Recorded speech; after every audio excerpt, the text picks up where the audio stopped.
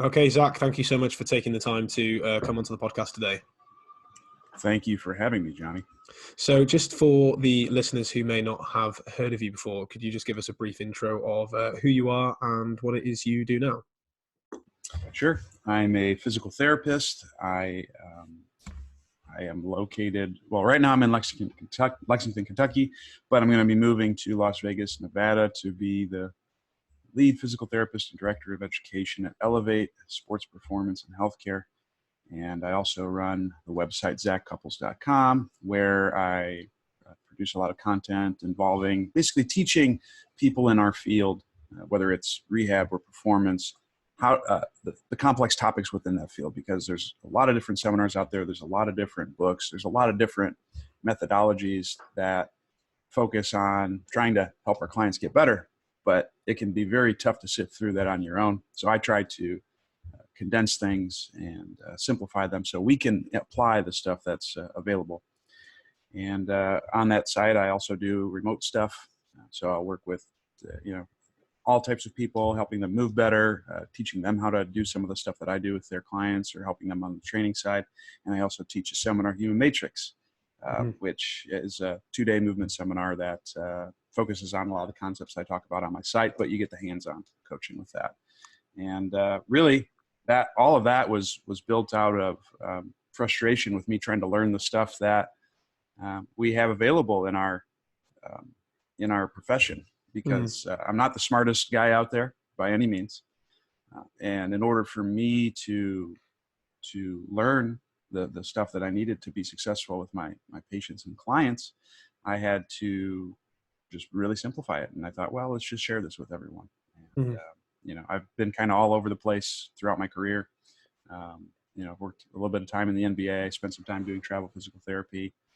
And, it's all those experiences, those successes and failures that have brought me here with you today, John.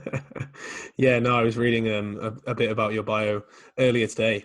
And, as you said, you definitely did your homework when it came to attending seminars and conferences and just basically trying to immerse yourself as much as possible in the world of movement and performance. Yeah, I don't recommend that by any means.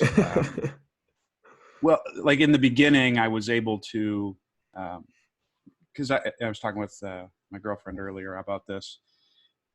Really, the seminars are there as just like a practical application of the stuff you're learning, surrounding that. And I'll give you an example. For a while, I was really diving into pain science. And so I took, Explain Pain. I took it from a few different people. I took some other pain-based courses, but it wasn't the seminars that led me to learning the most. It was complementary to me surrounding myself with a lot of other books and research that I was reading at the time.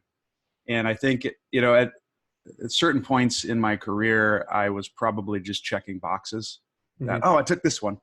And even though I spent some time reviewing what I learned, I think the approach that I take now towards learning is much more targeted and focused. And I need this problem solved.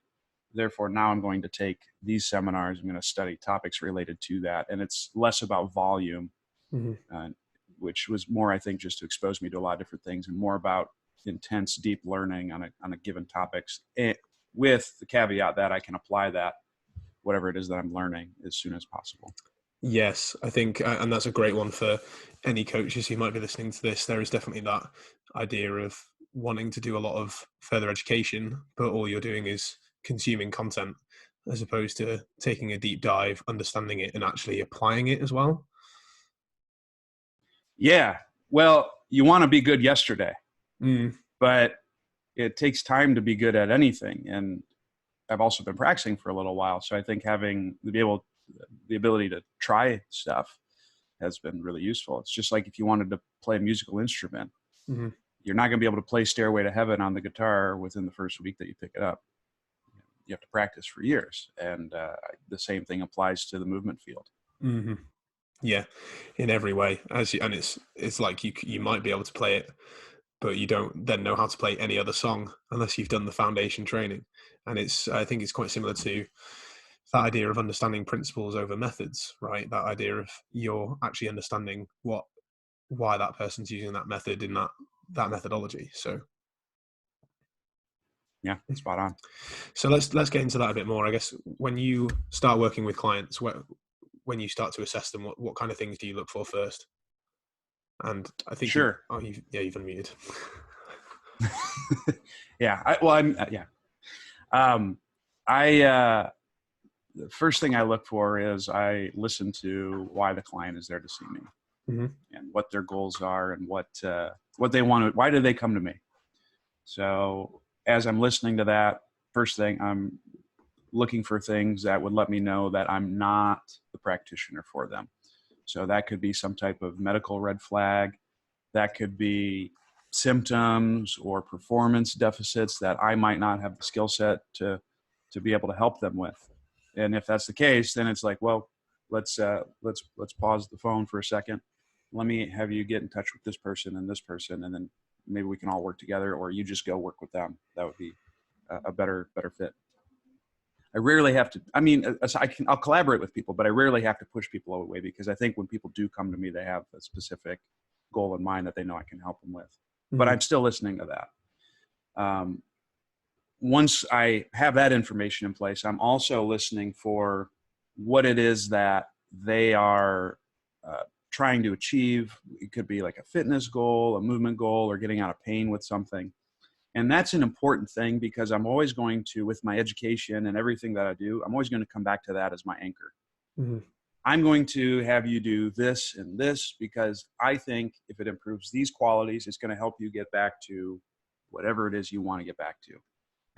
Because it doesn't matter, we could do really cool things, change tests on a table, get someone's force production higher, or whatever it is that is cool to you. But if it doesn't help the client do their terminal goal better, whether that's walking to the mailbox pain-free or being able to dunk a basketball, Mm-hmm. then it doesn't matter. And it's not the right thing. So it's always about finding what's important to them and doing things supportive to help that person meet their Mm-hmm. goals. Once I've done that, I will perform a full body movement assessment, and I'm looking for what areas of that person's body they can and cannot move. And then it's a matter of, on the low intensity side of things, or even closer on the rehab side of things, I'm going to give them activities that look to improve those areas that this person cannot move in. And when I program stuff, I'm not always looking at specific joints.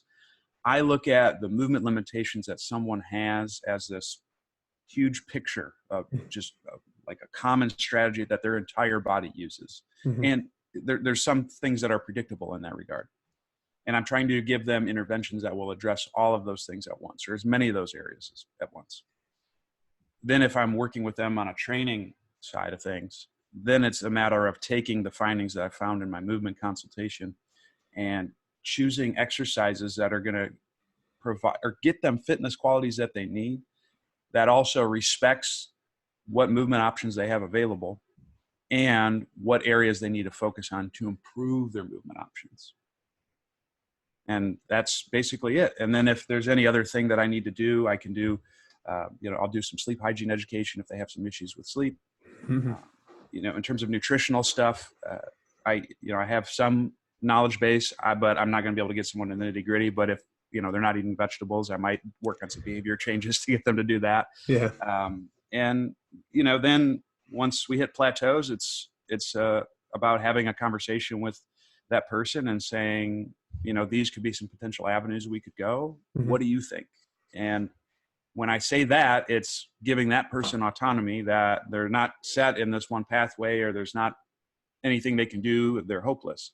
It's putting them in the driver's seat so they can be in control of their care Mm-hmm. and their fitness.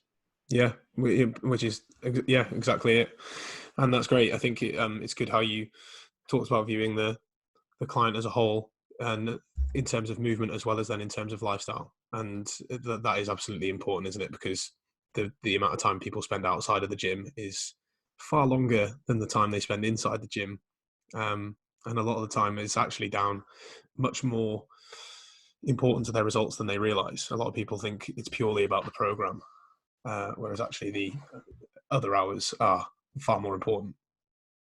Absolutely, absolutely. But at the same time, too, I think that what we do is a really good anchor for eliciting other changes in behavior. Because if I can get you consistently doing this exercise program 2 times a week, Mm-hmm. then I know you have the possibility of eliciting other changes in your behavior. Even though those changes that we'll probably do later on are probably going to be more important than the exercise program, as you alluded to. Mm-hmm. Yeah, but as you said, it's those. That's what they've come to you first, I guess, isn't it? And that's what they expect. And then, if you start working on that consistently, then it's a case of approaching the conversation on other areas. Absolutely. So, talk to us a little bit about you. You talked about when you assess clients, you talk about you look at movement limitations and the body as a whole, as opposed to just single joints. So, do you have to go to assessment tests? Because as you've alluded to, there are a bunch of different uh, courses out there that will say you must look at these kind of mobility drills, these kind of things, and that'll lead you to this. Like, what are your go-to approaches with that kind of assessment? Yeah, I look at the big things for me is I'll kind of give you like a general broad base of the areas that I focus on, and then Go I'll for give it. you like my few big key early tests that allow me to make effective decisions. So Cool.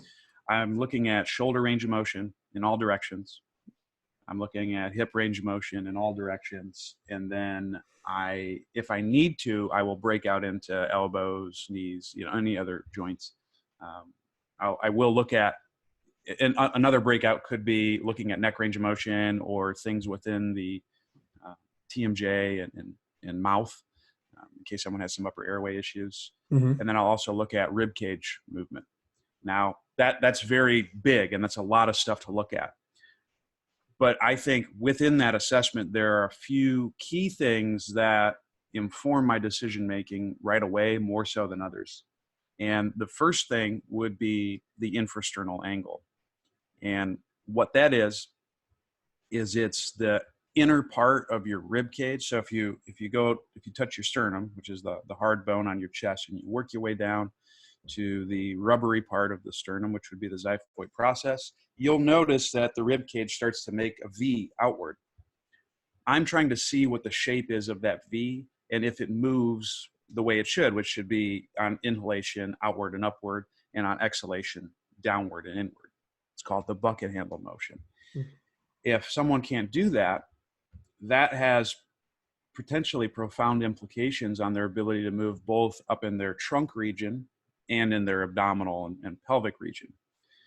Because as that or the rib cage moves in and out, your diaphragm is going to descend and ascend, meaning that's going to impact where air goes into the lungs, how the abdominal contents move throughout your body, just the basic things that should happen with a normal respiratory cycle. Mm-hmm. So if I see a lack of movement in that area, then I know there's some things that I need to do to improve the movement capabilities there. So that would be like number one test. The number two test would be hip flexion or a knee to chest test.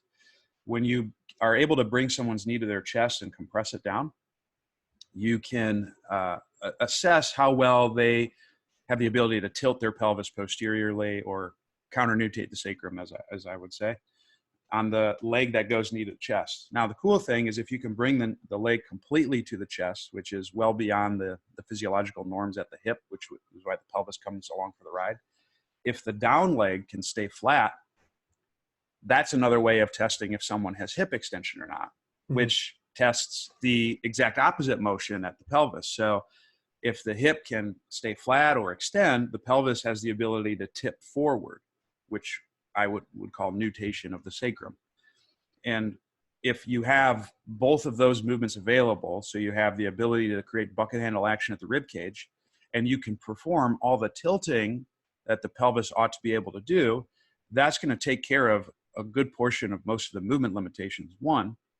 And two, is going to better allow your clients the ability to create that piston or canister effect from a stabilization or pressurization standpoint that we're looking to achieve within the torso and in the abdomen.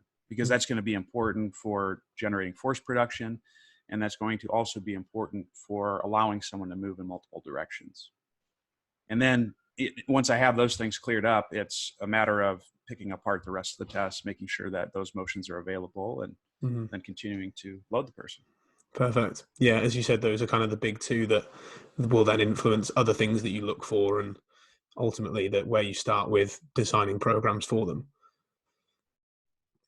Yep. Talk to us then about that. You mentioned the infrasternal angle, and you want to find out then the movement of the rib cage because of the amount of impact it has on the movement of the trunk and the upper body. So I guess talk to us a little bit then about the variations you might find, and why that makes such difference, or what interventions you would do depending on that result. Yeah. So there's really two major strategies, because when you look at this infrasternal angle, you're appreciating two things about it. There's a structural component, and then there's a functional or movement-based component. The structural component is what that person's body shape is, and this is entirely genetic. There's a good study out there by Torres Tamayo, and I believe it's called the torso integration hypothesis, where they compared people from two different parts of the world. I think it was the Mediterranean and the sub-Saharan Africa. And both of those individuals within those locations had differently shaped rib cages. So you can't change structure. There's some people who are built to be runners. There's some people who are built to move heavy things. And, you can't really change the body structure in that regard. So with that, you can have rib cages that are either wider, which I would classify wide as 110 degree angle or greater. And then you could have rib cages that are narrower, which would be less than 90 degrees. Now, you'll notice that there's this 90 to 110 that, well, Zach, what are those people? They must be good. Not necessarily. That's where the functional component comes into play.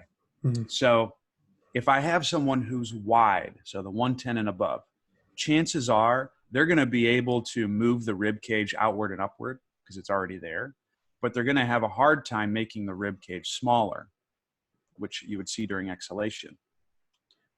On the flip side, if you have someone who's narrower, less than 90 degrees, you can have someone who might be able to close and make that angle significantly smaller, but they might not be able to expand it as well. And then those people in the middle, the 90 to 110, those are likely individuals who've utilized other compensatory strategies that have impacted their ability to go either direction. And so from a structural standpoint, I look at, well, is this more along the narrow side of things, or is this more along the wide side of things? With also considering that they can't move in either direction. And I'm going to need to do interventions that work both sides. Right. Sure. And so with that then, because I mean, this is fascinating for me. It's a rabbit hole that I'm only just kind of delving into. Would you then incorporate these certain drills within clients' programs in their warm-ups, and then you're trying to basically even out their breathing mechanics by saying you don't have this mechanism, and actually for optimal performance you need it? Like, why, I guess, is it such a big importance that they improve their mechanics in this direction and kind of even out their quote-unquote weaknesses or natural mechanisms? Yeah.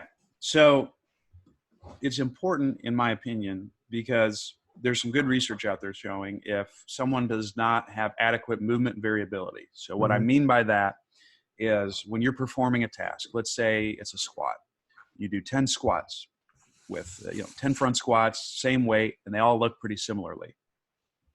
If we were to look at your joints really in depth, even though from the outside it looks like you did the same movement 10 times in a row, there should be subtle differences each time you perform that action.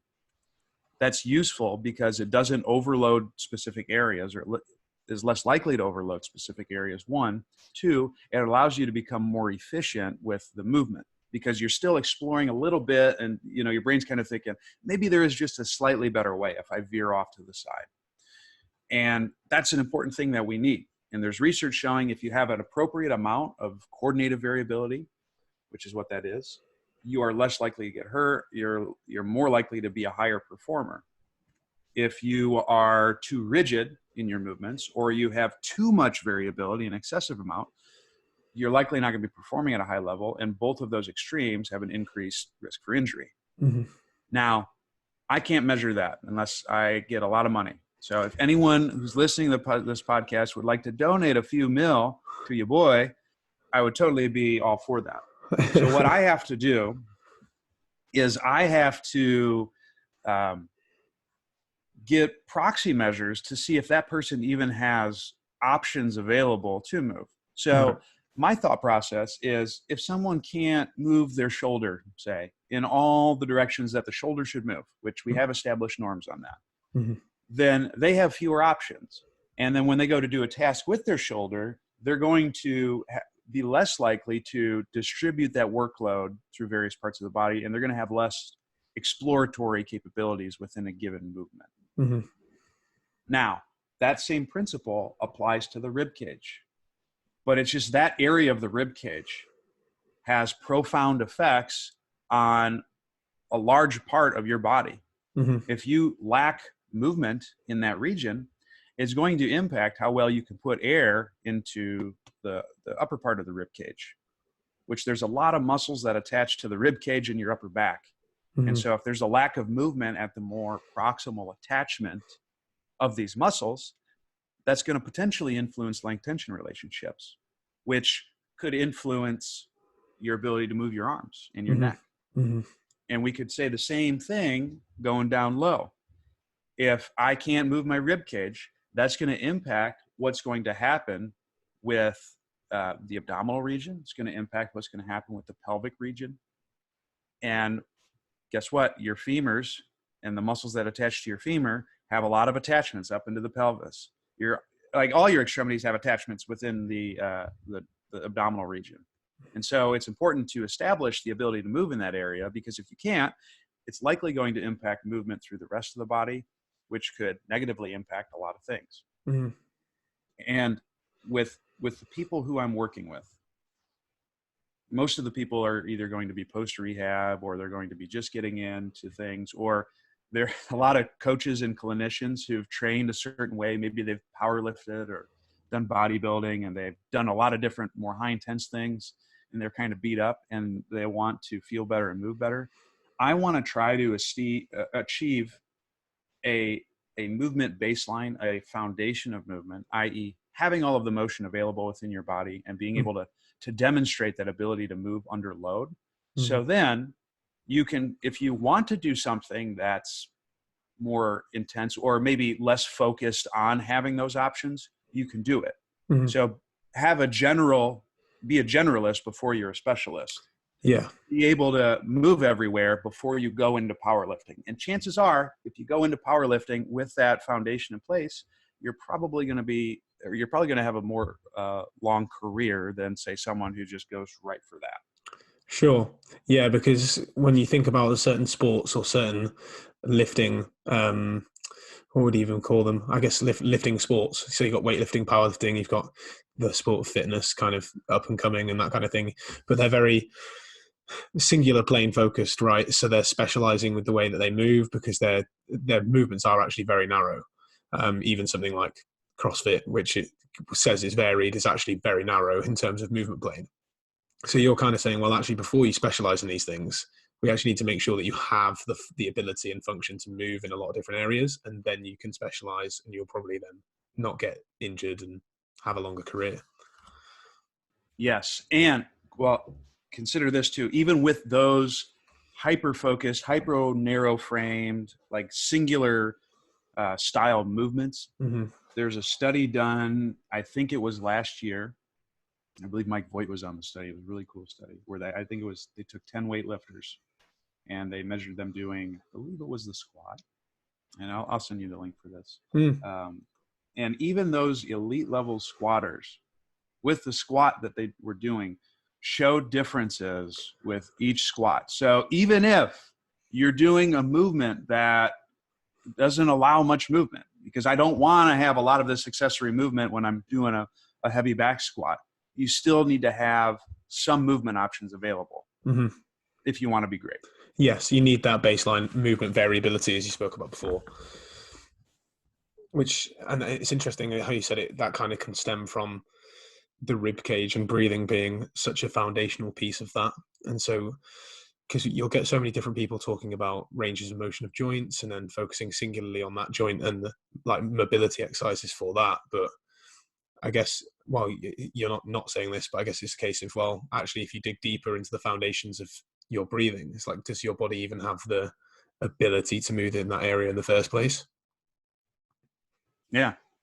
which Spot is on. which is very interesting. I guess that's where, if you see people with range of motion issues, it's not a case of like, okay, let's grab a band or a thing and work that joint. It's much more of a case of what's happening with the center of the body first before you then look outwards to the extremities.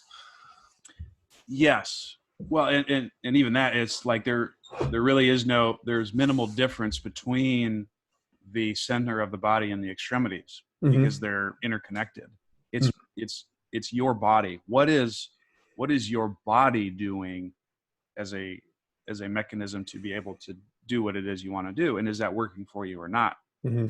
If you're having some health issues, then it's probably not a good strategy that's working for you. And when we're talking health issues, that could be a lot of different things. Mm-hmm.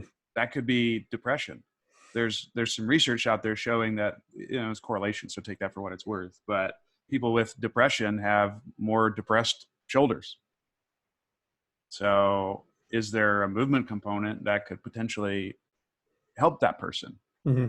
And then there's a book called Spark where there's a lot of research showing aerobic exercise does help people with depression. So it should excite you that you might be able to help a lot of people who maybe you didn't think you could help, or be at least a part of the puzzle. Yeah, I mean, it's interesting when you delve into the way that psychology can influence physiology. And that, as you said there, like depression and depressed shoulders, but even then people with previous experiences in their life then having pain in certain areas. And it's like, well, is your pain actually something physiological, or is it deeper? Is it coming from somewhere else? I mean, as you said, you've done a lot in the pain science area, so it'd be interesting to hear more thoughts on that. Yeah, well, I think we can't separate any of the systems within our body. They're all working together. I think for a while, and maybe it still is today, the nervous system was really sexy in our field. Mm-hmm. Everyone's talking about hashtag cuz brain. That's what I say. Like, if you don't have a good explanation for something. But your nervous system is not really worth much if you don't have any bones. Mm-hmm. And there's lots of connection between the nervous system and your endocrine system and your immune system. They're calling it like the neuroendocrine immune system. Well, it's like, let's not separate anything. It's all of these systems work together into one big super system. Mm-hmm. And you can do things at any part of that system, and that could potentially lead to changes throughout the rest of the body, which is why exercise can affect a lot of different things. The only downside about that is now it gets more complex in terms of what are the best things that I need to do for you, Johnny, to help you reach your goals. Or if you're sick, what are the inputs that we need to drive within your body to make you well? And so it makes it more complex, yet also more exciting, because I think we can help a lot more people, but I also think we have to realize that we can't do it alone either. Mm-hmm. Yeah, and so I guess is that where you're talking about having the right referral networks for people in certain issues, and because then you can actually dig deeper with it and say there's a lot more going on with it that I can help you with, and it'll be better if you see this person or this person. Yeah. Yes. It's really tough, I think, to find those practitioners locally. So your options are either to find people across the world who can do that, or try to acquire more skills on your own. And I'm trying to do a little bit of both of that. Yeah, sure. I mean, I guess talk to us a little bit about your seminar that you do right now, the Human Matrix. I guess is that a combination of you just talked us through your kind of baseline assessment model? Is that basically showing coaches the hands-on approach of there? Yes. So those two tests, those are two of the key tests that I teach in the seminar that would allow you to design programs that should help establish that movement foundation that we need for our clients. So we allow them to specialize. So the seminar starts with developing a little bit of a theoretical understanding of how movement works, Mm-hmm. because I've taken a lot of seminars, and a lot of them have different philosophies regarding movement, Mm-hmm. but you'll also hear like, well, we're kind of saying the same thing as this organization, but no one asks what the same thing is. So if we can understand what movement is, because that shouldn't really change, right? We have the same amount of muscles, the same joints, the same bones, the same tissues that would be involved in movement. Mm-hmm. If we understand that side of the coin, then perhaps we can have a common understanding that we can act from. And so first it's about establishing that. And then it's about testing for some of these compensatory things that we may see from a movement perspective. Mm-hmm. And then teaching clients or those who attend how to improve those movement capabilities on the low end. And then also demonstrate the ability to move within these limitations at a higher intensity. So, because that's ultimately what we want people to do. You know, Mm-hmm. I'll have a low level activity that someone might be supported on their back that looks a hell of a lot like a squat. And then day two, we're going to teach them how to squat. With the hope would be, if you can be laser-like and precise with your decision-making, you can improve or get your clients faster to their goals than before, as opposed to, you know, taking a dart and just making sure you have all of the big lifts that one is needed to lift or that we've decided are important. Yeah. Um, so yes. And then I also, because I get frustrated with Con Ed and it's really hard to learn everything you need to learn in 2 days, I try to really set up the people who attend my seminar for success by having pre-course and post-course material to help solidify learning. And I'm continuing to try to beef that up. I got some big things hopefully this year that will help with that. Yeah, cool. I mean, I guess it's going back to what you said at the beginning, where you were like, we actually look to teach people what movement is, because there'll be a lot of different courses out there that are like, we're talking mainly about the same thing, but this is just here where we differ. I guess that was what we talked about at the beginning of the podcast around understand the principles that underlie the methods. So are you able to give us a bit of a brief rundown of your what you teach people in terms of movement? Obviously you can't give us everything, because that's what the seminar's for, and I'm sure there's that hands-on approach that's needed too, but just a kind of brief overview of what your thoughts are there. So when you say movement, are you talking about, do you want me to go into like what are the fundamental principles of movement, or are you talking about like what types of movements I would choose or give someone to, you know, meet their goals? Let's go for, I mean, because the second part is great as a kind of secondary. Let's go for the first one, as you said. Talk about a bit more about what movement is and your teachings. Yeah. So movement, basically, in order to move, you have to be able to contract tissues to put joints in all the positions that they need to be able to get into. So you should be able to create a concentric contraction. You should be able to create an eccentric contraction. Those are really our two strategies that we have available. And as you contract or lengthen your muscles, there's movement within the joint in terms of the synovial fluid being pushed through various parts of the body. So for example, if you flex your bicep, pow, you show off the guns, and the biceps starts to contract, there's going to be more fluid that's pushed into the side of the joint where the triceps lie. And then those have to stretch. And so within the joints, your ability to slosh the fluid essentially in all directions should allow you to move in all directions. That same principle applies to the torso, the thorax, and the abdomen and the pelvis. But instead of talking about synovial fluid, we're talking about air in the rib cage. And then we're talking about the viscera in the abdomen and pelvis. So synovial fluid equals air equals viscera. I should be able to push air into all parts of my lungs. And if I lack the flexibility or the mobility of certain parts of the rib cage, well, that's gonna impact what my movement looks like there. Mm-hmm. Just as if I can't straighten my elbow because of an inability to reverse those contractions, you're going to have problems in your ability to move the synovial fluid.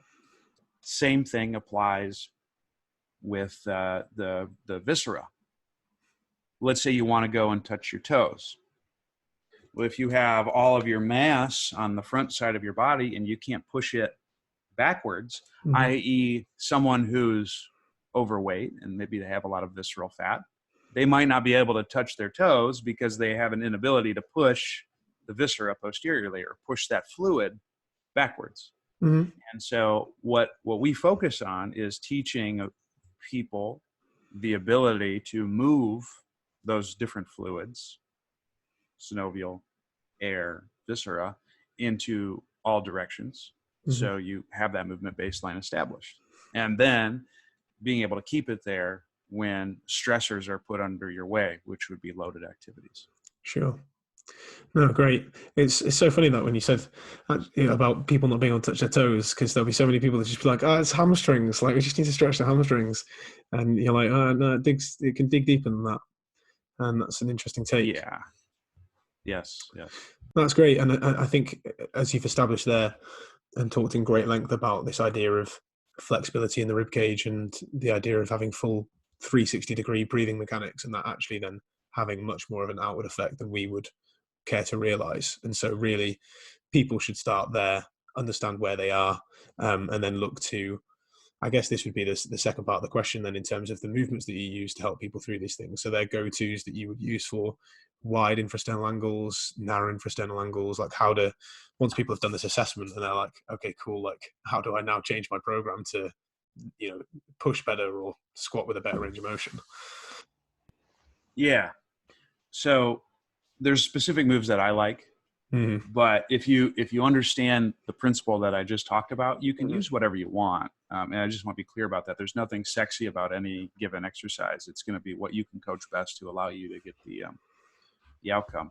But for me, if I'm ideally, so long term, a person should be able to do all of the moves that they want to be able to do. So I just want to be clear with that, because I think what often happens is it'll get interpreted as, oh, I'm this infrasternal angle, therefore I can never do these movements or else I'll die.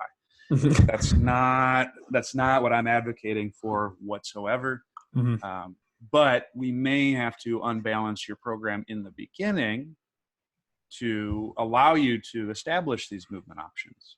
So in the beginning, some of the basic activities I would use to improve someone's movement capabilities would be thinking about restoring or changing the shape and dynamics of the rib cage. So if I'm a wide infrasternal angle, for example, I would be larger side to side, but I would also likely be more compressed front to back. So I need to choose activities that would squish the sides to allow expansion front to back.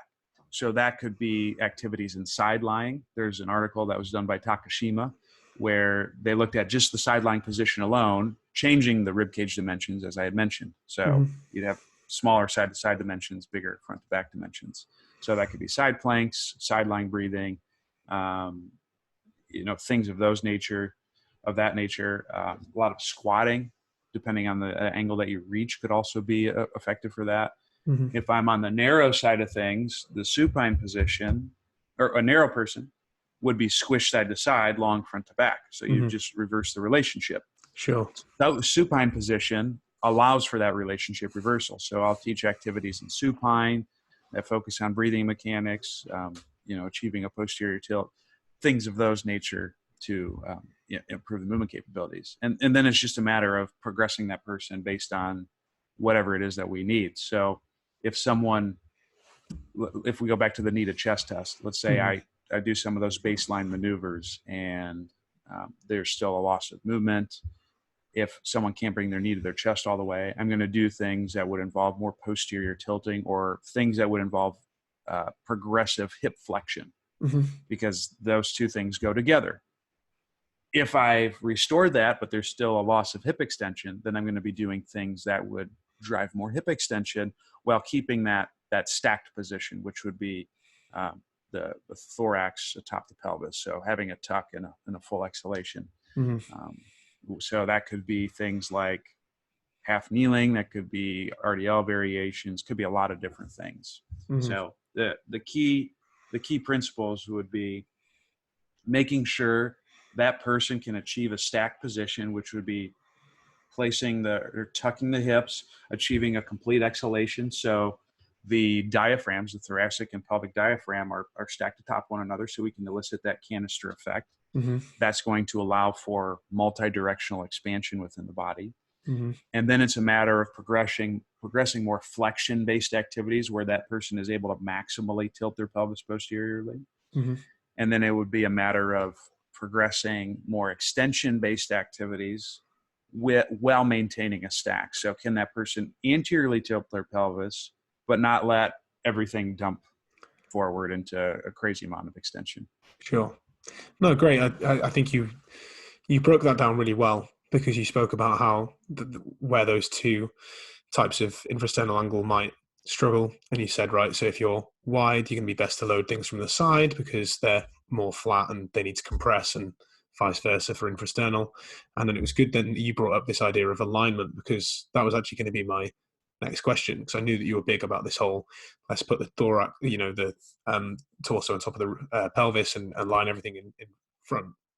And I guess that's where people struggle, because you see people hinge and they're so worried about rounding their back that actually they massively extend their back, right? They stick their butt out and hyperextend, and that can cause a lot of issues too. And you'll see a bunch of people who they want to squat, but their squat's probably more of a hinge. And they're unable to keep that kind of stacked position while they squat. So I guess the final piece that we could talk about would be, with regards to hinging and squatting mechanics, obviously we want to make sure that we have this alignment. So what would be your, I guess, best drills for helping people find those positions? Yeah. So we have to look at first what makes a squat and what makes a hinge a hinge. Mm-hmm. So in my eyes, if I am doing a squat, I should have more vertical displacement of the pelvis. So it should be straight up and down. Or as I like to coach my people when they're squatting, imagine you're squatting in a phone booth, unless they're young enough to where they don't remember what phone booths are. Then I got to think of something else for that. Yeah. Maybe a panic room or something. So that would be a squat. A hinge should be the pelvis displacing posteriorly and then returning back to the start. Mm-hmm. So with that frame of mind, we need to, if we're looking at a squat or a hinge, we have to see if those things are happening. So the person who's rounding too much on their deadlift is likely not getting that pelvis moving posteriorly. Instead, it's probably getting more vertical displacement. On the flip side, the person who is creating this excessive arch is probably also not getting the posterior displacement, or it's limited. Mm-hmm. With the person who's squatting, if they're getting posterior displacement of their pelvis, then it's no longer a squat, it's a hinge. So what you need to do is you need to teach drills that would emphasize those things. Mm-hmm. And if we go back to that 3-step process that I had mentioned before, teach the stack, which would be thoracic diaphragm atop of pelvic diaphragm, tuck, exhale. Maximal posterior tilting, counternutation of the sacrum, that would be a terminal activity of that would be a full squat. Mm-hmm. Because that's simply what it is. You maximally posterior tilt the pelvis, that flexion action is driven to the nth degree, and you descend into a squat. So different drills I would use would be teaching people to squat in that manner. That could be one possibility. Mm-hmm. With accessory moves, you could use sitting, actually, with either the hips above the knees or the knees significantly higher than the hips. Both of those would help with that posterior tilt of the pelvis. Those are all really good options, or any options where I'm driving progressive hip flexion. Split squats could be a good example with the front foot elevated. Mm-hmm. A hinge would be that third step. So that would be being able to anteriorly tilt the pelvis or nutate the sacrum without losing the stack. So then I could use activities that could be half kneeling, tall kneeling. I could use various hinge activities. I could be using activities where I'm on my back driving progressive hip extension. So that's where I think an exercise like a 90-90 hip lift or like a bridge into 90-90 are incredibly useful. I Mhm. think, you could be doing anything basically that puts your hips into those positions. Um, and that's really the difference. And both extremes should be able to occur. Mhm. No, fantastic. I think that's a really good overview of those things, and it's great to hear in principles terms what you're looking for in order to in order to change. Right, you've not just given us a list of movements, said right, do this, this, and this, and it should sort of solve the issue. You're like, this is where your body needs to be in the positions, and this is what your body needs to be able to do. So if you look at these kind of movements and put the body in these kind of positions, then over time that's gonna make a difference, because you're not just going to do a bunch of exercises one time and then be like, cool, I can squat like completely vertically with all this load. It's going to be a journey that you embark upon. Yes, yes. Which then you can play Stairway and Freebird, and life should be good. Exactly. Great. Well, Zach, this has been a really in-depth conversation. I'm sure there's enough for people to kind of re-listen to and wrap their head around. So in terms of, where they can go to read more, find more about you in particular as well, are there places that you would want to send people? Best place is zaccupples.com. That's ZACCUPPLES.com. That's where I host almost all of my content. You can find out more about my seminar there. You can find out some of the services that I offer. That's where you'll get full show notes and all that, the movement debrief and the Zac Cupples show, some of the podcasts that I'm doing, and any writing, course notes, all that stuff is there. You'll get some links to my social media as well there. I'm on Facebook, and Twitter. Those are both /Z Cupples. Instagram is Zac, ZAC, Cupples, CUPPLES. And then I would also encourage people to check me out on YouTube, because a lot of the exercise, we talked about exercises that bias more flexion-based activities or posterior tilting, and exercise that biases more anterior tilting. I'm starting to categorize my YouTube channel in that same vein. So if you're thinking, I got these moves, but maybe your boy got something a little bit different that might help my people, you can go through my YouTube channel, and I got a crap ton of moves that you could definitely try with yourself and your clients. So those would be really the big areas that people can check me out on. Great. Well, I'll make sure to link those up in the show description for people to check out. So thank you again for coming on. Thanks for having me, Johnny. Take care.